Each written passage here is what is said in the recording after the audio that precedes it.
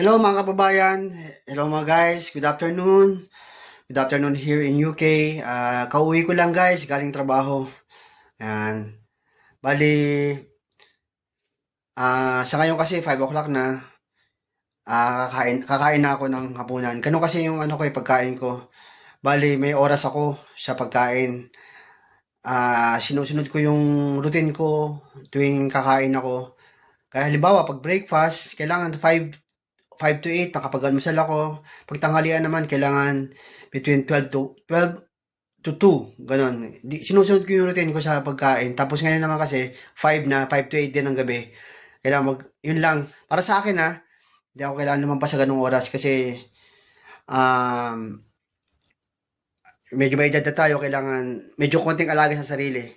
Kaya guys, samahan nyo ako at bababa na ako. Nandito ako sa kwarto. Ayan. Nandito ako sa kwarto ko. Yan. May base lang ako yan. Damit ko, pasensya na. Yan, bababa na ako. Bali, kakain na ako. Bababa ako at tara, samahan nyo ako sa baba. Yan. Bali, di ba kagaya na sinabi ko, ganito ang buhay natin dito sa UK. Papasok sa pagkigising sa umaga, mag-aalmusal, pagkatapos mag-almusal, magbibihis, papasok sa trabaho. Yan. Ngayon, lagi nyo naman nakikita tong bahay na to. Kasi dito, lagi nga nag-vlog ako ito. Ngayon guys, kakain ako. Bali, ang pagkain ko ay, alam nyo na, di ba nung nakaraan nag-vlog din ako, tinapay din. Pero ngayon, tinapay din naman talaga. Pero samahan ko ng salad. Kasi nung nakaraan kasi, hindi ko nasamahan ng salad. Busog kasi ako noon nung time na yon.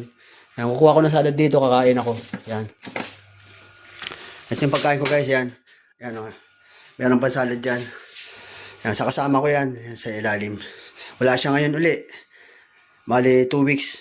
Pero susunod, dito na siya. Umuwi na siya kahapon. Umuwi na siya ng Biyernes. Bali, bumalik uli siya doon sa trabaho niya kasi 2 weeks yung trabaho nila eh. Yeah, ito guys. Yan. Yan ang kakainin ko ngayon. Tapos, balik tayo guys sa taas. Nakalimutan ko yung taas ako. Kunin ko lang guys. Akit tayo. Ating gawin uli. Yan. Madilim. Hindi ko kasi binuksan ng ilaw. Yan. Yan ang taas ako. Nandoon. Kunin ko. Yan. Kasi magsisimple ako ng tsaa. Diba? Kagaya na sinabi ko sa inyo. Pag sa umaga, ginger tea. At pag sa hapon naman, buksan na nga lang natin para maliwanag. At pag sa hapon naman, ay green tea. Yan. Ayun, sa akin lang to guys ha. Ganun kasi yung pagkain ko. Sa mga iba dyan, pag di kaya, wag nyo gagawin. Lalo na sa mga bata. Mga bata pang edad. Yan, ito. As usual, ganun na naman. Bali, yan. Magasa ko yung taas ha. Yan. Kasi magtitimpla ako ng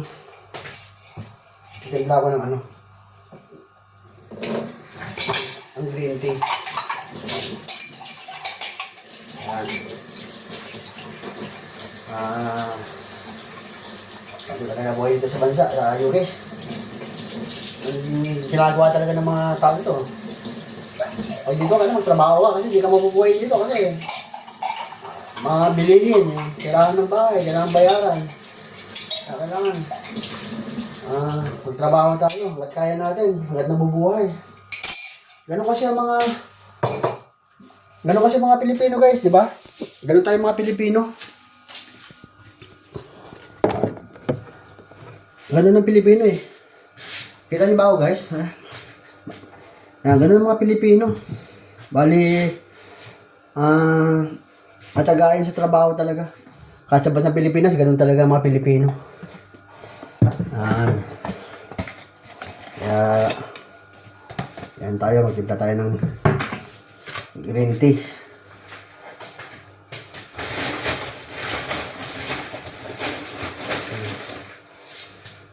Siya nga pala guys, napakita ko sa inyo. Silip tayo sa pintuan ulit. Araw ngayon, no? Maaraw, pakita ko na sa inyo. Oh. Yan, maaraw. Oh. Maaraw ngayon guys. Ayan. Pero, maniniwala ba kayo? Na lamig pa rin, alas 5, lamig. Alas 5 ng hapon, malamig. Umaga malamig, tanghali malamig. Puro malamig na lang guys. Sakto lang, tingnan tayo ng ano. Gapainit ako guys, wait lang.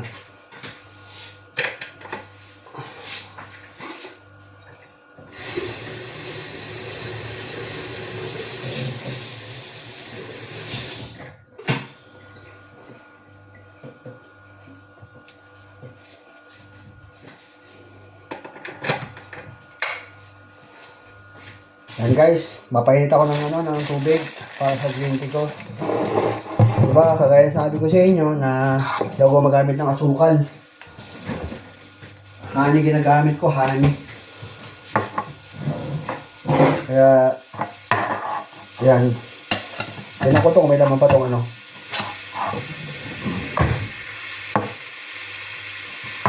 Natin kung may laman pa. Ayan.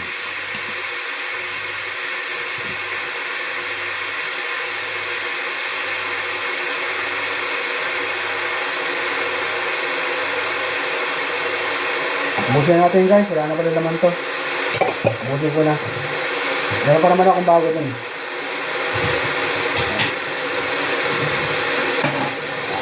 Dito tayo sa kusina ngayon. Ulitin ko lang. Pauwi ko lang galing trabaho. At ito, maghahapunan na ako. Kasi ang oras na dito sa Pilipinas is, sa UK is 5:15 ng hapon. Nakakain na ako. Pero dito maliwanag pa rin. Parang Pilipinas din naman. Pero, makikita nyo mamaya, mga 7 or 8. May araw pa. Di ba sa atin sa Pilipinas, pag 7 or 8, gabi na madilim. Dito maliwanag. Iba yung ano nila dito. Iba yung pagliwanag. Yung oras sila, iba yung oras nila maliwanag pa pala. Yun ang oras nila dito. Kaya guys, hindi na ako mamaya pag-aakit ko sa taas, kung makapag-vlog ako, hindi na ako mamaya kung mapakita ko sa inyo pagdating ng 7 or 8 para makita nyo na maniwala kayo sa akin na maliwanag pa. May araw pa. Bisa nga, 9 nga ng gabi, mayroon pang araw eh. Diba? Saan ka nakakita doon? Ganun talaga. Sabi nga gawa ng Diyos yan eh. Yan. Diba? Iba't ibang bansa, iba't ibang lahi. Yan. Yan guys, kukunin ko na yung mainit. Lalagyan ko tong tsaka ko yan.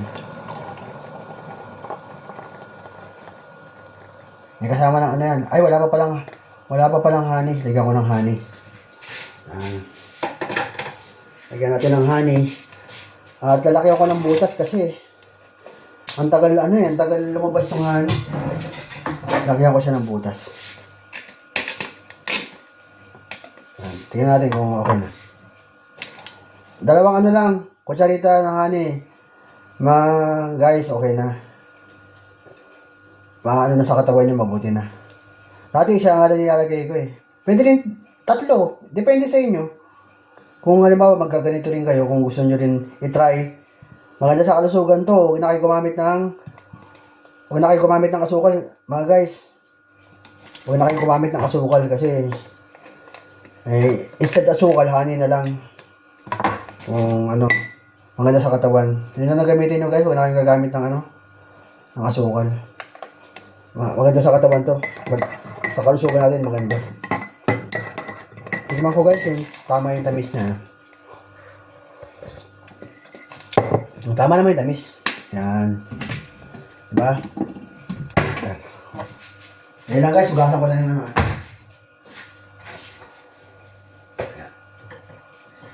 Sa mga gusto rin kumain na kayo, kumain na rin. Sa mga taong, sa mga, sa inyo guys, kung ano, kain na rin kayo, habunan na. Pares lang naman ang oras. Pares na, hindi pala, mag-iba pala. Sa Pilipinas yan, ano na, kung 5 dito, plus 7 hours, bali 6, 7, 8, 9, 10, 11, 12, 12 midnight na sa Pilipinas. Tulog na pala yung mga tao doon. Pati yung paano dito, tulog na rin. Kaya, ano lang guys, dito ibang oras, kaya ngayon pa lang hapunan, doon sa Pilipinas, tulog na yung mga tao. Ulitin ko lang, 7 hours ang difference. Kaya, di ko alam kung sinong nalilate, kung sinong advance, sino ba tama doon. Kasi, alas 12 na. Parang, advance ata dyan sa Pilipinas, yun yung ata pagkakaalam ko. Yan. Akit ko muna tong tinapay, tsaka yung, nakalimutan ko, mga kabayan, yung, titimplahan ko pala yung titimplahan ko yung salad ko. Titimplahan ko to titimplahan ko yan. Buksan ko siya, lagyan ko siya ng asin at konting vinegar. Iba nga, lalagyan pa nila ng olive oil Pero kung di na, okay na to. Asin lang, konting suka. Tsaka ako, lagyan na rin ng paminta, pwede yun. Ganito kasi ang dito sa UK, ganito sila. Minsan mahahawa ka rin sa kanila sa kinakain nila walang kanin yan guys, gulay lang, lang yan, may mga vegetables. Kaya na sinabi ko sa inyo, hindi ako kumakain ng kanin sa hapunan. Yan. Bali, haluin ko siya ng tinidor. Tapos, sabay tinidor ko. Ito pala sobasan. Lagyan ko siya ng paminta. Paminta, lagyan ko. Yan. Dudurugin ko pala. Yan. Sarap yan guys. Parang ang salad yan Salad. Yan. Tapos, maganda kung may olive oil bisa tatry ko nga yung olive oil. Bukan ko yung guys. Lalagyan ko yung salad ko ng olive oil. Masarap yun. Tapos lagyan ko ng konting isang kutsara ng suka. Pwede na. Isang kutsara ng suka.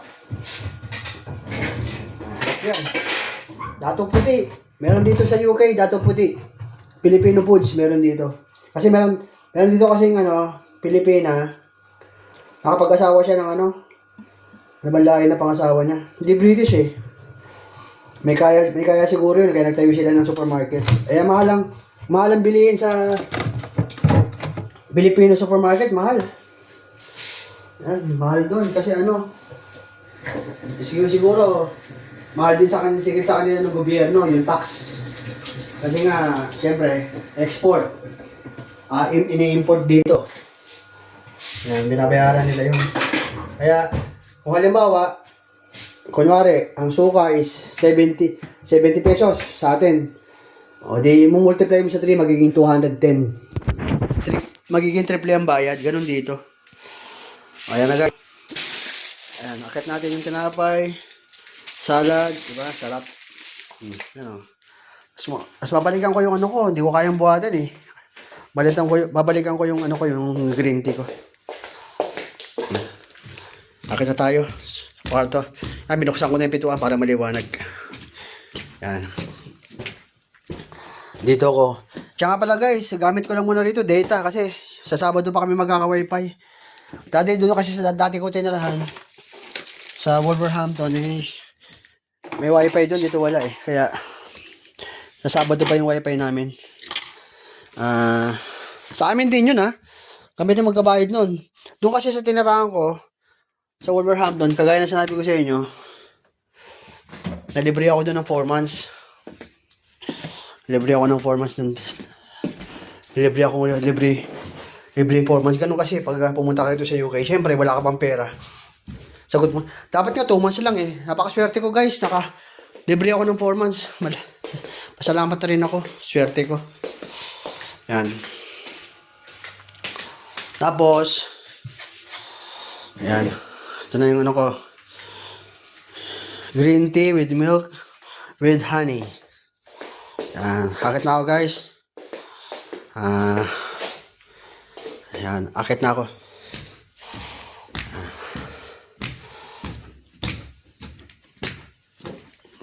Dito na ako kakain.